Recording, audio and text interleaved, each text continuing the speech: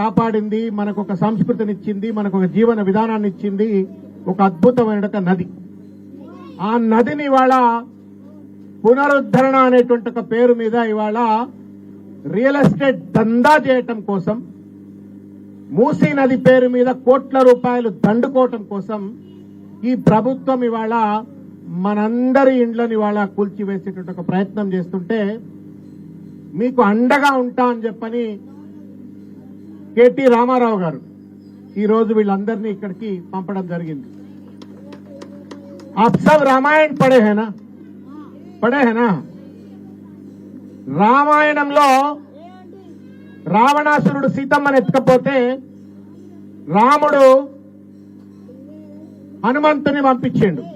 సీతమ్మకు జర ధైర్యం చెప్పు, అండగా ఉంటామని చెప్పు, నేను వస్తున్నవాని తోడుకలు తీస్తా, రావణాసురుడిని పటాపంచలు చేసి పడేస్తా, నేను సీతమ్మను కాపాడుతా అని చెప్పని హనుమంతుని పంపించిండు.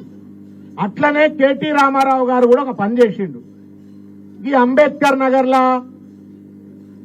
దేవి నగర్లా, చెన్న కిరణ్ బస్తీలా, గణేష్ మందిర్ గుడి బస్తీలా దాదాపు చుడి బజార్ దాదాపు ఒక 2000 ఇండ్లకు మార్కులు పెట్టిండ్రట. ఆ ఇండ్లు కూలుస్తా అంటే జయశ్రీ అక్క లాంటి వాళ్ళంతా బాధపడుతుండ్రట. ఆ బాధపడుతున్న వాళ్ళని జర ఓదార్చండి అని చెప్పని వీళ్ళంతా హనుమంతులే. ఇగో గెలు శ్రీనివాస్ యాదవ్ హనుమంతుడే, విశాల్ హనుమంతుడే, క్రాంతి హనుమంతుడే, వీళ్ళంతా హనుమంతుడు. ఆ రాముడు తెలంగాణ భవన్ లో ఉన్న రాముడు ఈ హనుమంతులందరినీ పంపించి మిమ్మల్ని అందరినీ అండగా ఉండమని చెప్పని పంపింది. అందుకే బిడ్డలు గత 10-15 రోజులుగా ఈయన్నే తిరగాడుతున్నారు, మీ కష్టం వింటున్నారు, మీ గోడు వింటున్నారు. అవన్నీ తీసుకెళ్లి కేటీ రామారావు గారికి మళ్ళా చెప్తే రేపు అసెంబ్లీలో గాని, శాసన మండలిలో గాని, లేకపోతే ప్రజాక్షేత్రంలో పెద్ద ఎత్తున యుద్ధం చేయడం కోసం అని చెప్పని ప్రయత్నం చేస్తాం. నేను ఒక విషయం చెప్తా ఉన్నమ్మా, घर बनाने वाला भगवान होता है, अपना होता है. घर तोड़ने वाला राक्षस होता है, दुश्मन होता है. ఇవాళ ప్రజాపాలన పేరు మీద అధికారంలోకి వచ్చినట్టుగా రేవంత్ రెడ్డి ఇవాళ ఒక్క ఇల్లన్నా కట్టిండా అమ్మ? ఎవరికన్నా ఇక్కడ ఒక ఇల్లు కట్టిండా? బత్తమీజ్ ఏం చెప్పిండు మనకు? 4000 రూపాయల పెన్షన్ ఇస్తానడు అమ్మ. ఒక తల్లి కండ్లకు అద్దాలు పెట్టుకుంది, పెద్ద మనుషులు అంటున్నారు 4000 రూపాయల పెన్షన్ ఇస్తా అన్నారు. పెన్షన్ ఇయ్యలే. ఆడోళ్ళందరికీ 2500 రూపాయలు మహాలక్ష్మి పథకం కింద ఇస్తా అన్నాడు, ఇయ్యలేదు. తులం బంగారం ఇస్తానడు జయశ్రీ అక్క చెప్తుంది, ఇచ్చిండా?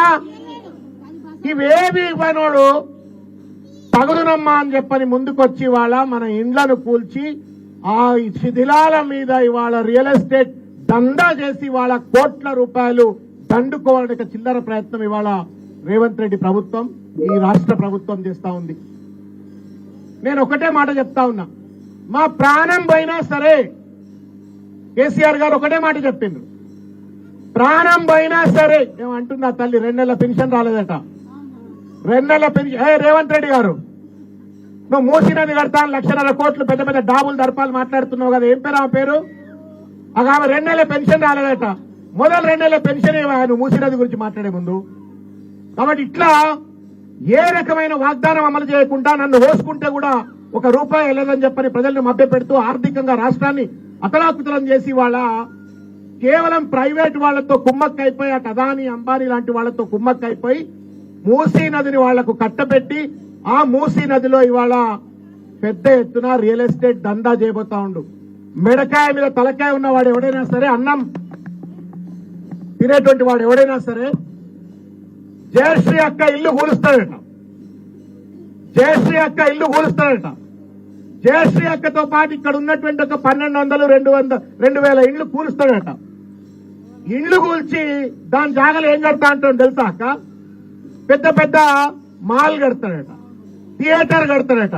అంటే పేదోడి ఇల్లు ఉంటేనేమో మూసి కలుషితం అవుతుంది, కానీ మరి మాల్ కడితే కలుషితం కాదా? 60 సినిమా థియేటర్ కడితే కలుషితం కాదా?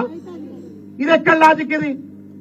అంటే పేదోడు, గొంతు లేనోడు, హక్కులు లేనోడు, వాళ్ళని ఎట్లన్నా అతలాకుతలం చేయొచ్చు, వాళ్లకు ఇండ్లు నాశనం చేసైనా సరే నేను పేలకోట్లు దండుకోవచ్చు అనేటువంటి క్రూరమైన రాక్షస మనస్తత్వంతో ఈ ప్రభుత్వం వ్యవహరిస్తా ఉంది. వీళ్ళని ఏం చేయాలా? మన ఇంటికి గుర్తులు పెట్టిండ్రు కదా, వాళ్ళ వెనక గుర్తులు పెట్టాలా? కర్రు పట్టుకొని పెట్టాలా? మన ఇంటికి గుర్తులు పెట్టడానికి ఏం గుర్తులు పెట్టాలా? వాళ్ళ వెనక కొరకాసులు తీసుకొచ్చి గుర్తులు పెట్టాలా? నేను ఒక్కటే చెప్తా ఉన్నా, అంబేద్కర్ నగర్ అమ్మలకు, జయశ్రీ అక్కకు, లేకపోతే ఆ పక్కన అక్క పేరు, మీ పేరు ఏం పేరు అక్క? వెంకటమ్మ అక్క, కొరకాసులు తయారు చేయరి. ఎవడెవడు గుర్తు పెట్టిండో వాళ్ళందరికీ కొరకాసులు పెట్టిరి. మీ ఇళ్ళ జోలికి రారు.